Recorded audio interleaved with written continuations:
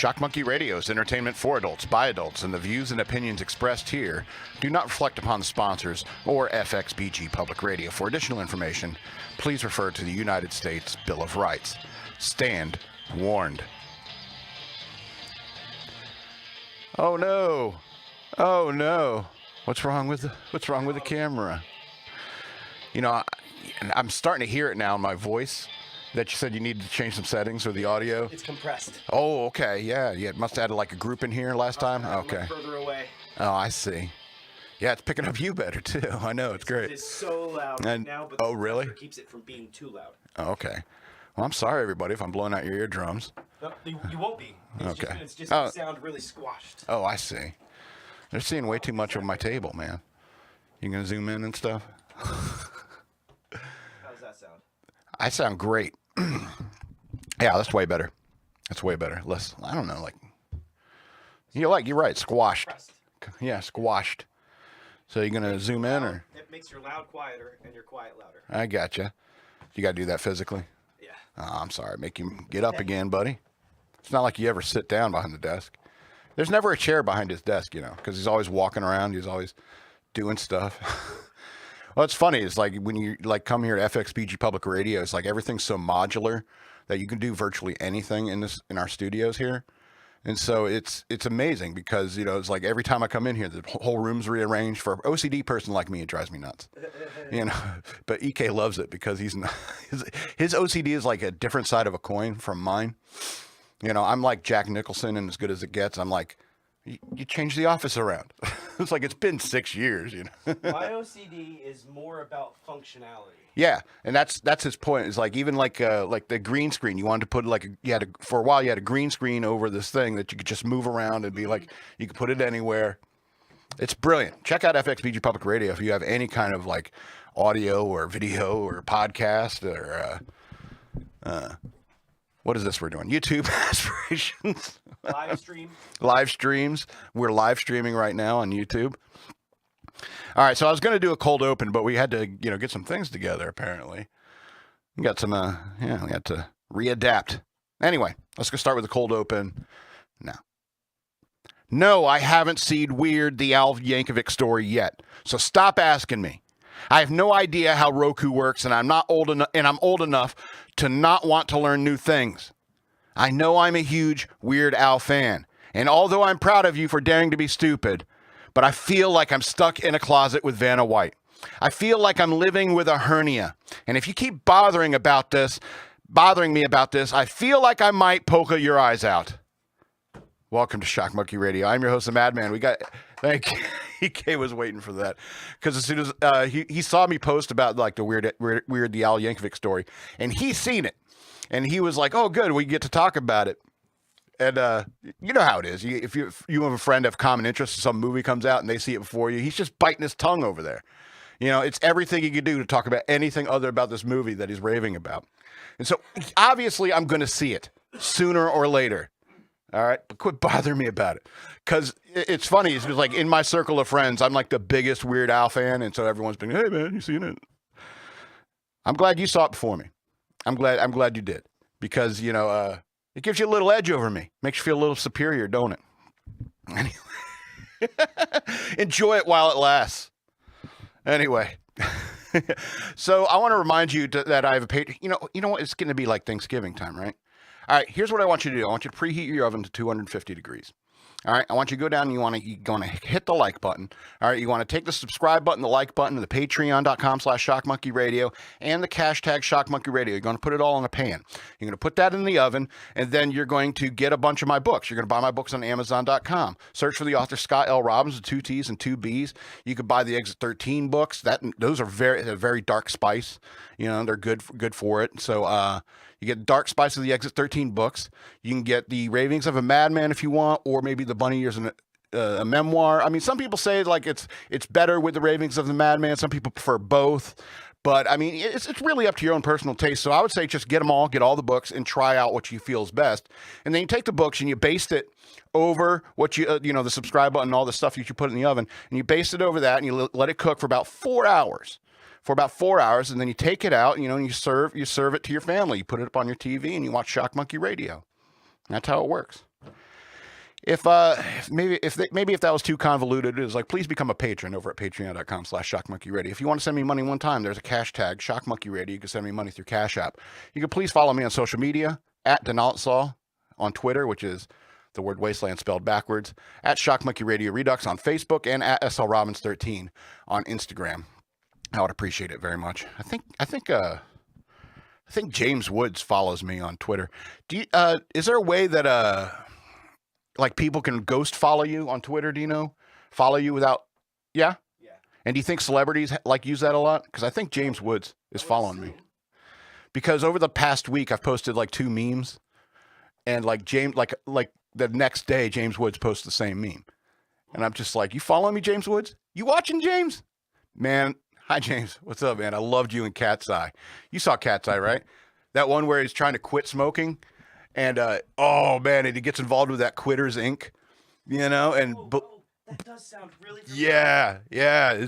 And they're like, you know, they're mafiosos, and they're running this charity to help people quit smoking because their Don died of lung cancer or something like that.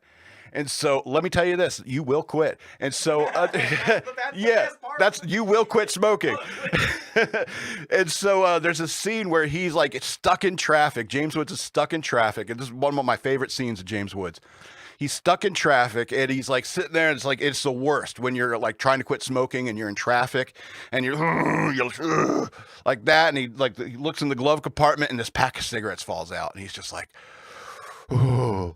And everyone who's tried to quit smoking knows that feeling. And James Woods, you know, embodied that that junkie vibe, that tobacco junkie vibe that you get when you try to quit smoking. And so he's looking around. There's nobody around that I know. There's nobody could possibly see me. And he puts a cigarette in his mouth, and he pushes the thing in. He's waiting, not that anticipation, waiting for the cigarette lighter and those old cars to pop out. Pops out, you light the cigarette. James Woods, and that face you make. Oh, yes, finally. James Woods, this is so good. And then you look up, and there's a guy on the motorcycle looking right at him and just smiling ear to ear. Drives off. That was a great movie, and James Woods played a great character. I mean, that character is like, hey, you know, you will quit smoking. Go check it out if you haven't seen Cat's Eye. It's pretty good. It's one of like Stephen King's best works, if you ask me, because it didn't get too long and drawn out. Anyway, big fan, James Woods. Since I was talking about Weird Al Yankovic, I want to mention my favorite Al Yankovic poem. Now, if you don't know, Weird Al Yankovic, he'll do parodies, obviously. And those tend to be his biggest hits when he does, you know, Eat It or Fat, you know, copying Michael Jackson or Madonna, you know, whoever. What was that one he did? White and Nerdy. I'm just too white and nerdy. But he also does his own original songs, too. And in many ways, they're just as good, if not better, than his parodies. I mean, everyone comes for the parodies, but you may eventually fall in love with some original Al Yankovic song. Like this. And this is one of my favorite Weird Al Yankovic songs called One More Minute. And I'm going to read the lyrics to you.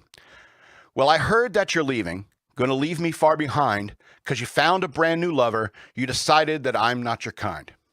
Starts out pretty simple, like any kind of like romance song. So I pulled your name out of my Rolodex. Do people still use those? And I tore all your pictures in two. And I burned down the malt shop that we used to go just because it reminds me of you. Okay, arson, part of the charges already. All right, that's right, you ain't gonna see me crying. I'm glad you found somebody new, because I'd rather spend eternity eating shards of broken glass than spend one more minute with you. I guess I might seem kind of bitter. You got me feeling down in the dumps, because I'm stranded all alone in the gas station of love, and I have to use the self-service pumps. Is that a metaphor for masturbation? That sounds like a metaphor for masturbation, Al. All right. Oh, so honey, let me help you with that suitcase. You ain't going to break my heart in two, because I'd rather get 100,000 paper cuts on my face than spend one more minute with you. I'd rather rip out my intestines with a fork than watch you going out with other men. I'd rather slam my fingers in a door again and again and again and again. And oh, can't you see what I'm trying to say, darling? I'd rather have my blood sucked out by leeches. I'd shove an ice pick under a toenail or two. I'd rather clean all the bathrooms in Grand Central Station with my tongue than spend one more minute with you. Yes, I'd rather jump naked on a huge pile of thumbtacks or stick my nostrils together with crazy glue. I'd rather dive into a swimming pool filled with double-edged razor blades than spend one more minute with you. I'd rather rip my heart out of my rib cage with my bare hands and then throw it on the floor and stomp on it till I die than spend one more minute with you. Now that last line reveals a whole lot. I'd rather rip my heart right out of my rib cage with my bare hands and throw it on the floor and stomp on it till I die. That is true pain. That is true relationship pain. When you get rejected or when you get hurt or you get dumped or something like that, is you feel like you want to rip your heart right at the source of all your pain, right out of your rib cage and stomp on it till you die, because that is preferable to the pain you feel. And that's the point of this song, is this song is born from real human pain that we've all experienced, from Weird Al Yankovic to me, to you, to EK. We've all felt that way. But Al found a way to make it funny for himself. Just sitting there thinking up of the line, I'd rather clean all the bathrooms in Grand Central Station with my tongue than spend one more minute with you. Because it's a very juvenile-like response. It's like, you don't want me? Well, screw you. I don't like you either. You know, that's the whole like emotional summary of the song. You know, but I mean, it's very cathartic in the way it goes about it, you know. So that's my favorite Al Yankovic poem. Cheers to him. I'm glad this movie's very, popular among my friends. So good for him. So did you vote? I voted. EK's a very busy man. He doesn't have time to do a civic duty. But I voted. It's weird about the blood moon, right? It was funny. I was like, I'm always watching like news videos. And Tim Pool was like really geeking out yesterday about the blood moon. And he's like, yeah, Mesopotamians and the Incas, they thought the blood moon meant an overthrow of a king. Well, first of all, this isn't an election for a king because this isn't a monarchy. Second of all, this isn't an election for a king because this is a monarchy and it's not a presidential election. So I don't know why you're geeking about. The Incas were idiots, obviously. Blood moon just means a shadow. It's a shadow. That's all. It's funny, like Tim Pool is such a rational scientist, an objective thinker, geeking out over the blood moon. Anyway, so I went to the polls here in Virginia, Spotsylvania County, Virginia. I want to show you what I got, This is what I got from the Democrats here, this Abigail Spanberger flyer here. All right, look at this. Can you hear how thick that is? Yeah, real thick. Is that called bond? I don't know much about paper, but is that real thick? That deal doesn't look so green. No, huh? That deal doesn't look so green. No, it doesn't. It doesn't look very green at all. Here, I'll show you the Republican one. Which do you think? The one that's printed on recycled paper is the Republican one? Yeah. Weird. Yeah, which do you think takes longer to break down in the environment? Okay. Not saying I care about these things. All right, but look at this full color, opens all the way up. You got a full spread of Abigail Spanberger. Not a bad looking chick. She's doable, right? Right, but let's be honest. Yesli Vega, she's way cuter if you ask me. And you don't even need her picture on this. All this one is, the Republican one, is a simple recycled paper. Look how hideous the color is. The color of the paper. That's the cheapest paper available. All right? And you got two of these flyers from one sheet of paper. And conveniently printed on the back is a pink slip. The pink slip on the back, no. And it shows you like how to do it properly, how to vote properly, and that's for filling the Yesli Vega bubble, and then turn it in. But the Republicans save money. Abigail Spanberger spent all this money on this stuff.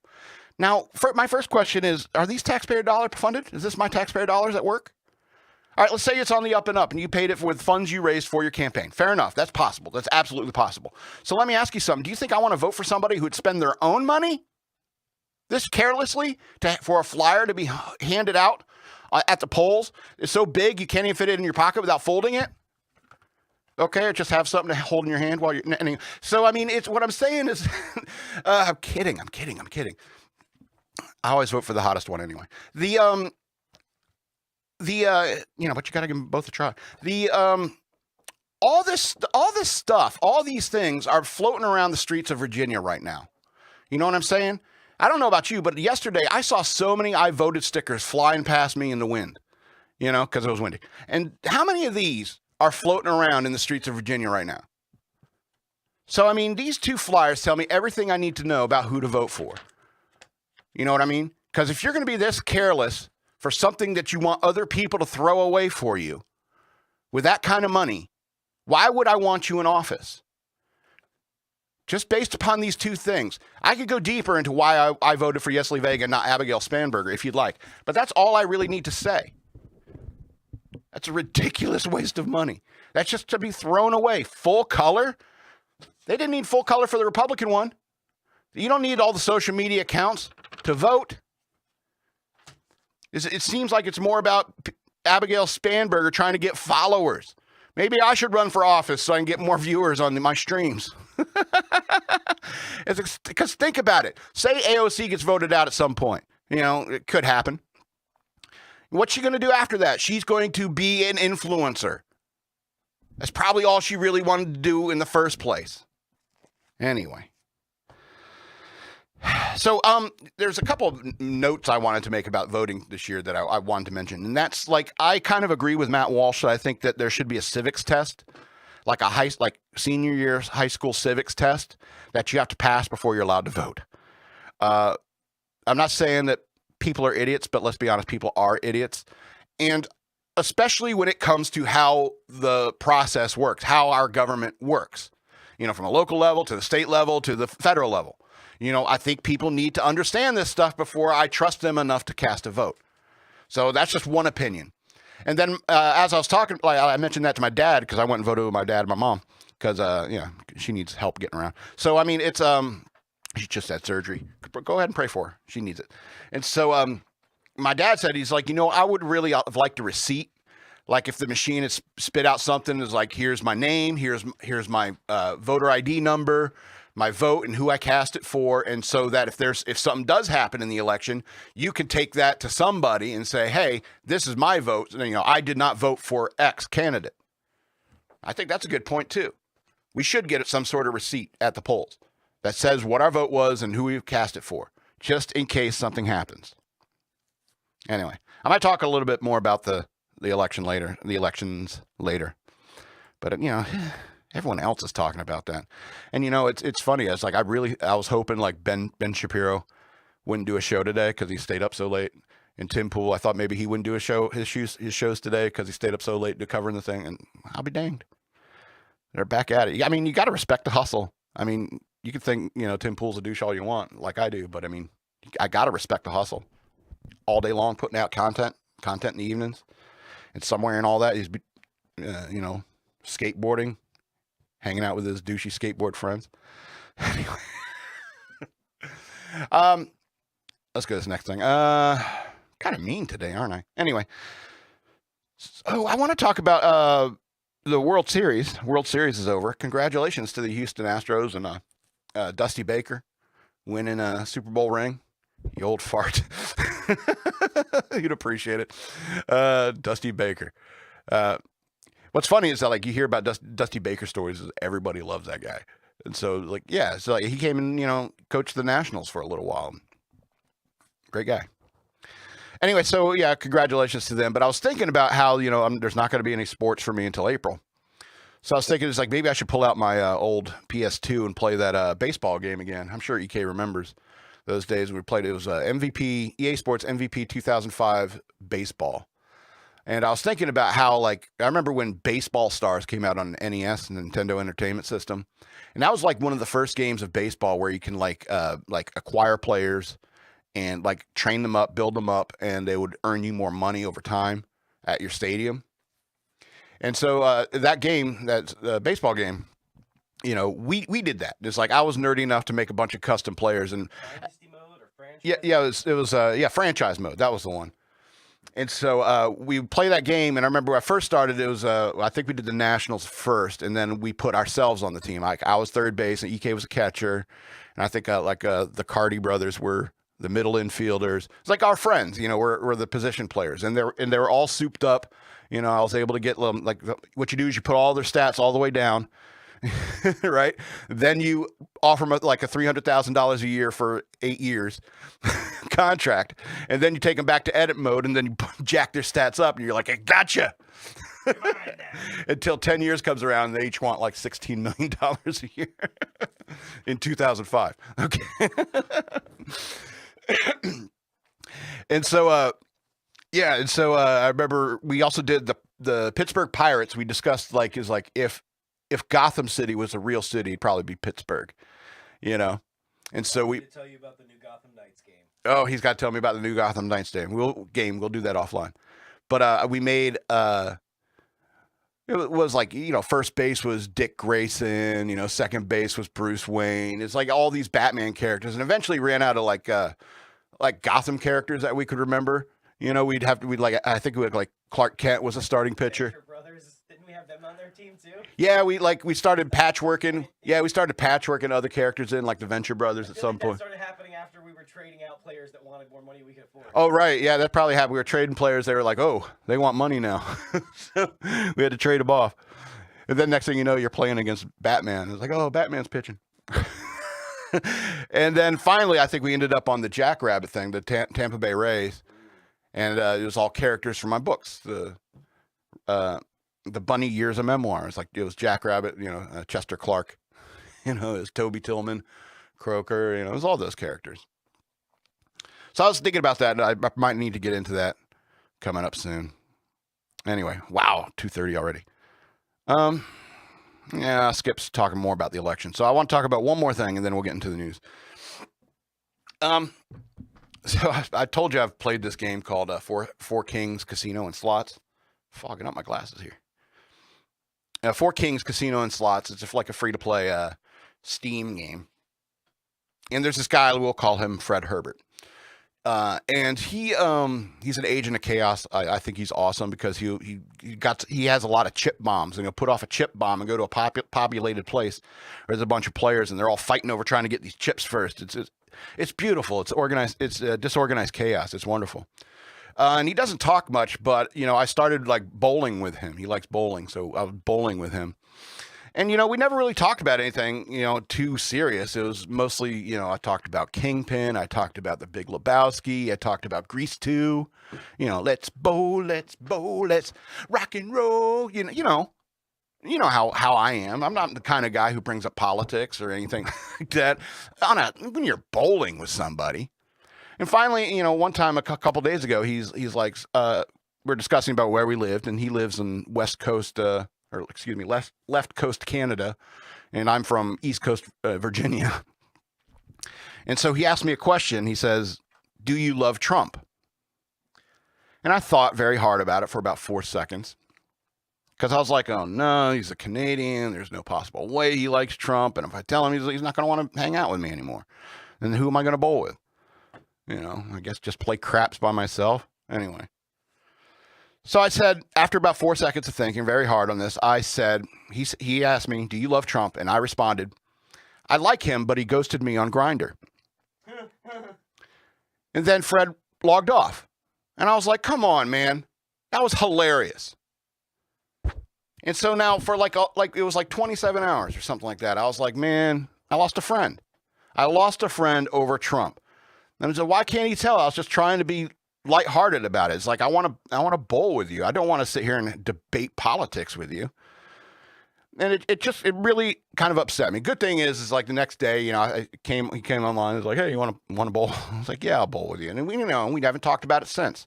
So then, you know, he's a good sport about it. And there's no reason I would want to talk to him about politics at all. And so it just bothers me. It's like if somebody asks you your direct opinion and you give it to them, and then they like walk away, or then they shun you or something like that. You know, you got to wonder, is like, you know, why does it matter so much? You know, we met under these, like, we like playing this stupid casino game. We met because we particularly like this one game inside the game, which is bowling.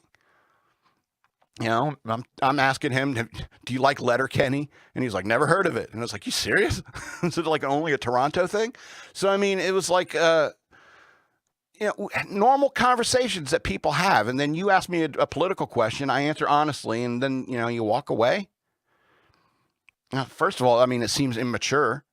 Second of all, is like if that kind of thing gives you such extreme feelings, like you walk away and say, I can't believe I had fun bowling with a guy who likes Trump.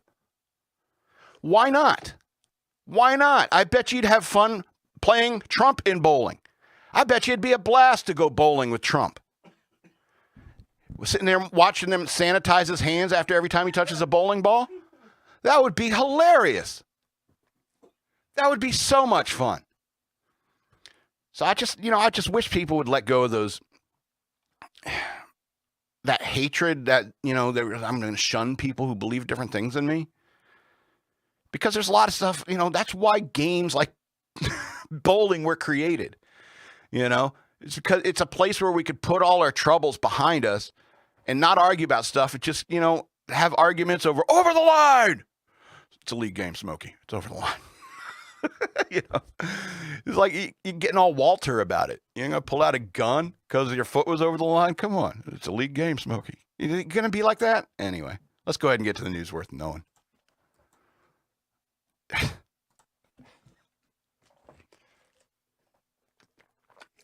No idea what I'm going to clip today. Anyway, Beto O'Rourke and Stacey Abrams razzed about repeated losses. So as you may have heard, there's been an election. Some places are still counting. Okay. So Democrats Beto O'Rourke and Stacey Abrams were mocked Tuesday night after their losses to Texas Governor Greg Abbott and Georgia Governor Brian Kemp, respectively. Dyslexia. O'Rourke, the former congressman who became the media darling, really? Did he, though? During his 2018 campaign to unseat Senator Ted Cruz of Texas, has now lost races for the Senate, presidency, and governorship all within the past 4 years. Ugh, that's a trifecta of L's, buddy. Abrams, who argued without evidence that her 2018 election loss to Kemp was illegitimate, was rejected by the voters of Georgia by a wider margin than the 2022 rematch. Just so in case you're not sure, Miss Abrams. People that voted for you before voted against you this time. Yeah, there are people who changed their mind because you're like, really? That whining like that? Okay, baby. I'll send you home for good. So O'Rourke and Adams were dubbed superstar losers in the Atlantic last week for not being among the country's best-known political figures who have become so well-known not by winning big elections but by losing them. Dang, the Atlantic said that about them? That's cold-blooded. But that's journalism. The pair was mercilessly razzed on Twitter when their races were called on Election Day, and then a bunch of who said what about them. It doesn't matter because, I mean, obviously it's funny, and we should gloat a little bit, because, I think some of these people, they don't understand how unlikable they are, It's like the popular kid or the kid who thinks he's a popular kid, It's hard to explain. It's like if you ever watch that series Always Sunny in Philadelphia, it's when Dennis Reynolds goes back to his high school and he's like, all my minions are going to swarm to me, because I was the golden god of this school and they're all going to flock to me because I'm the golden god.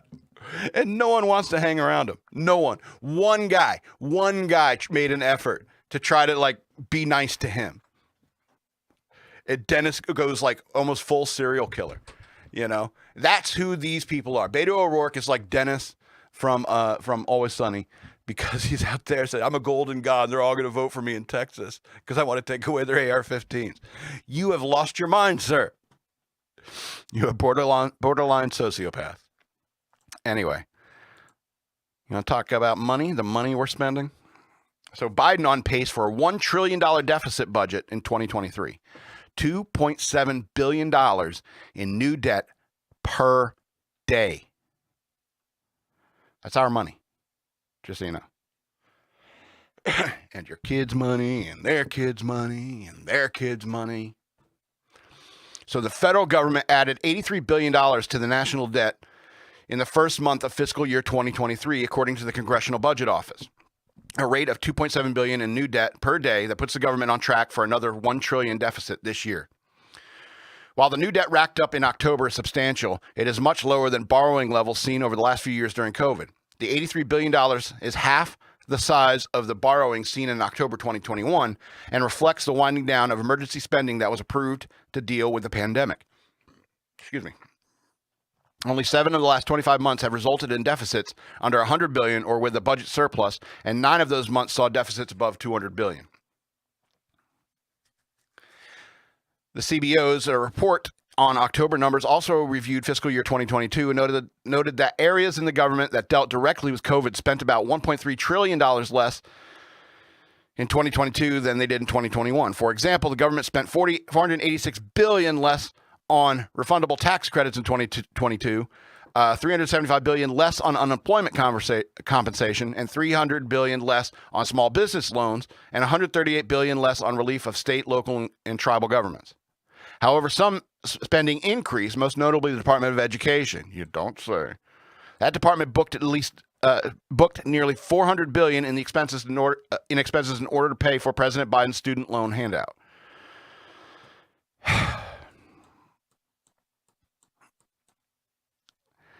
Jeez, these numbers are staggering.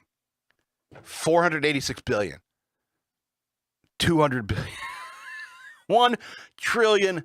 That's a ridiculous amount of money. And think about it. There's like 330 million Americans right now, I think. 330 million of us. 1 trillion. And they're just like, oh, that's just $3 per person. I'm sorry. That's still a staggering number, no matter what. You know? Still a staggering number, no matter what.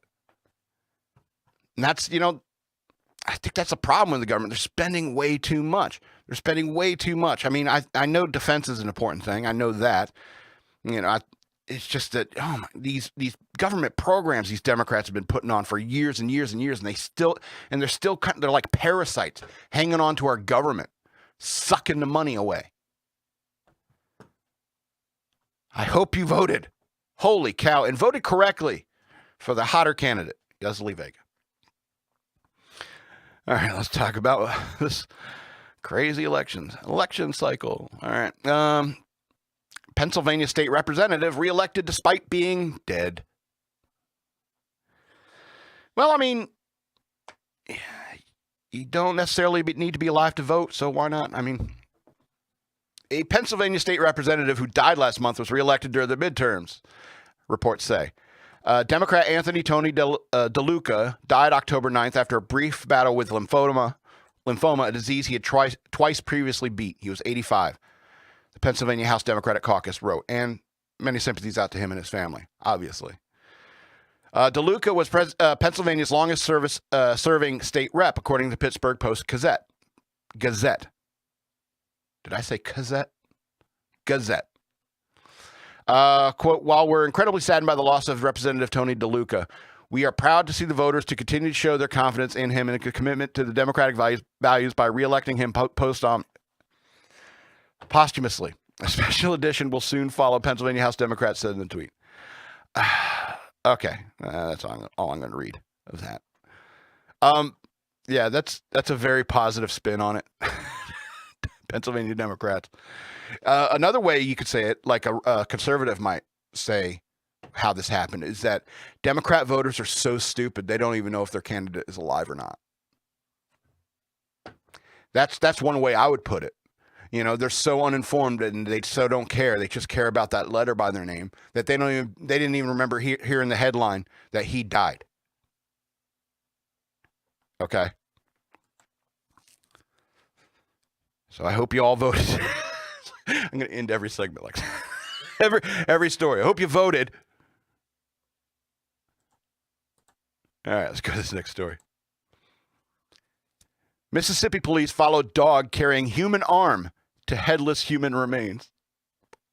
Zoinks! What do you got there, Scoob? Oh, my Lord. Mississippi police reported that they discovered human remains in an abandoned home after a witness spotted a dog carrying around a severed arm. It's a very graphic and brutal picture. This is a quote. The mutilation of a body, my reaction is one of disgust and is one of concern, said Jackson Mayor Chokwe Lumumba Lumumba, forgive me, hope I got that right, at a Monday news conference. It's not something you grow accustomed to. It's never something you want to grow accustomed to. Yeah, you're right about that. Deputy Police Chief Derek Hearn said officers found the remains Sunday after someone called Saturday to report the dog carrying around what appeared to be an arm. Oh, my Lord. Could you imagine your kid being out in the yard? I got to go tell mommy this one. She's never going to believe me.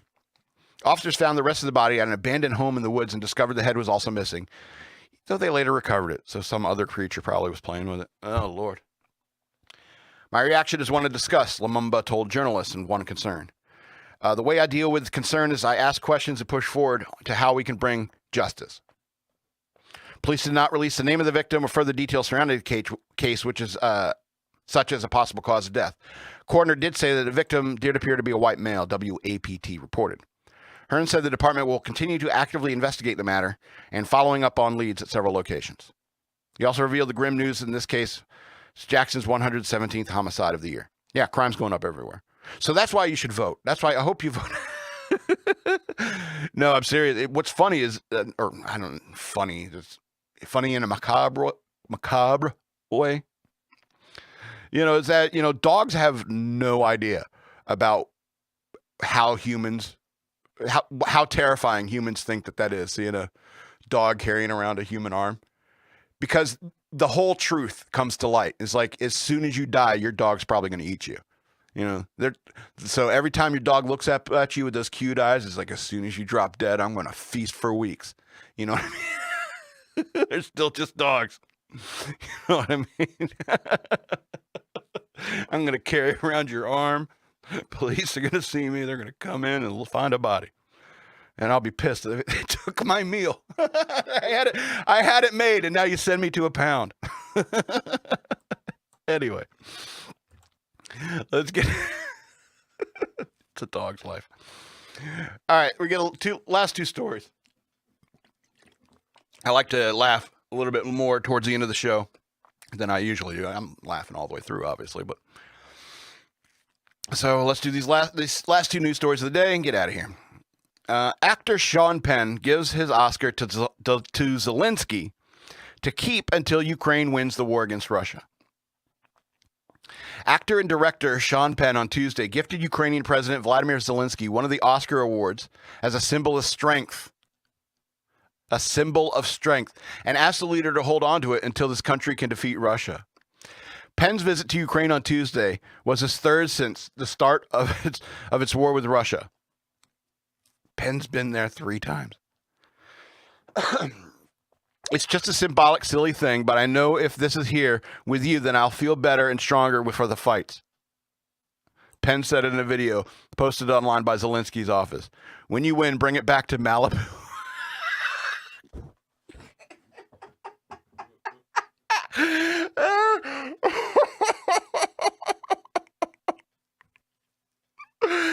Oh, Sean Penn. Oh, he's so knucking futz, isn't he? Just stop on a plane and come to Malibu. That's what people do, right? We have to win, the president said, President Zelensky. He later wrote in a post, Sean brought his Oscar statuette as a symbol of faith in the victory of our country. And it will be in Ukraine until the end of the war. Penn has won, okay, here's the best part. Penn has won 2 Oscars for Best Actor during his career.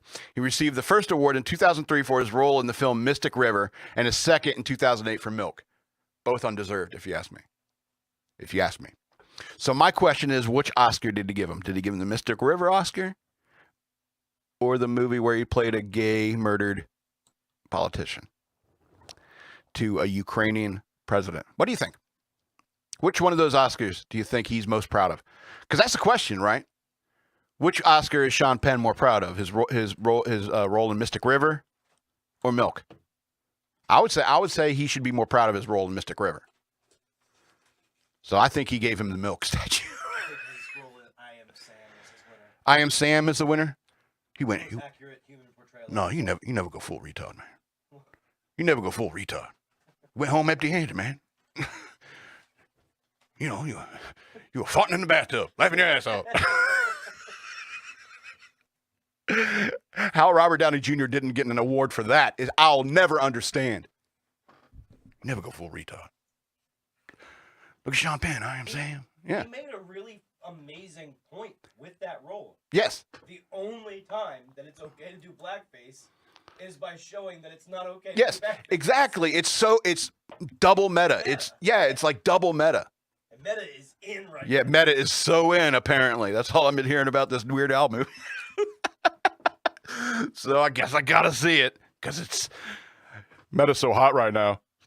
Anyway, let's go to this next story. Florida airport security finds gun inside a raw chicken. Quote, personal foul. You know, no, don't clap, don't applaud that. That's good headline writing. No, it is not. I cannot. Look here. If you're gonna do it, put some thought into it. If you're gonna debase yourself by doing puns, put some thought into it. Here like, all right. You should have left this at bagged chicken. All right. Don't like that. All right. All this searching and all we found was a single poultry gun. Sorry, you think foul? I guess it's personal? not wabbit season. I guess it's not wabbit season.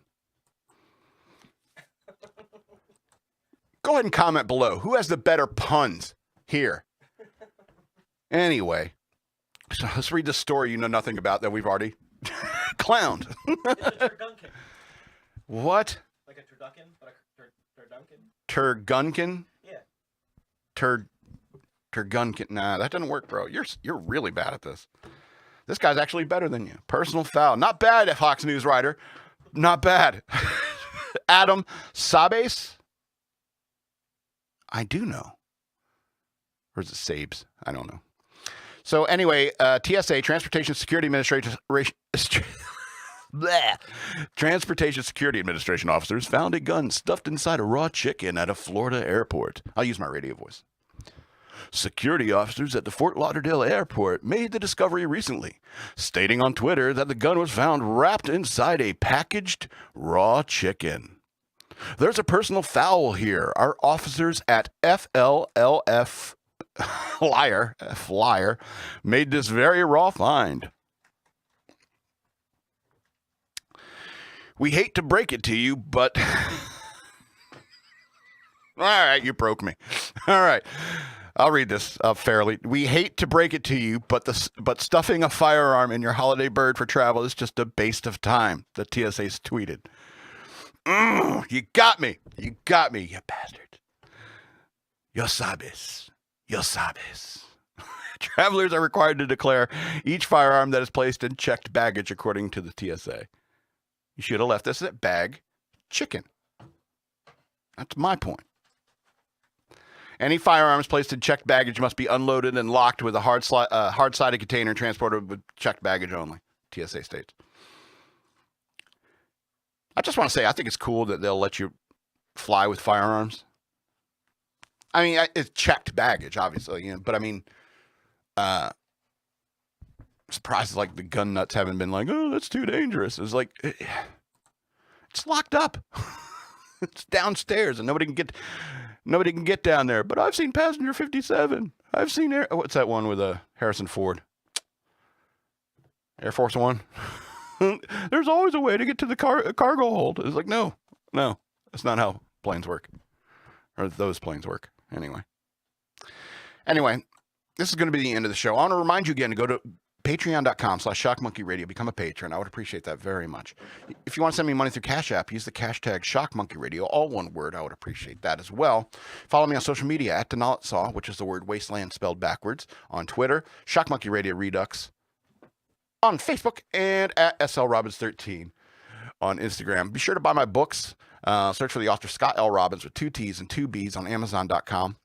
For digital download, find the Exit 13 books that I wrote and the Ravings of a Madman and the Bunny Years, a memoir. Or you can find links in the description down below tomorrow. So I would appreciate it. Yeah, so this has been Shock Monkey Radio. I'm the Madman, and I love you.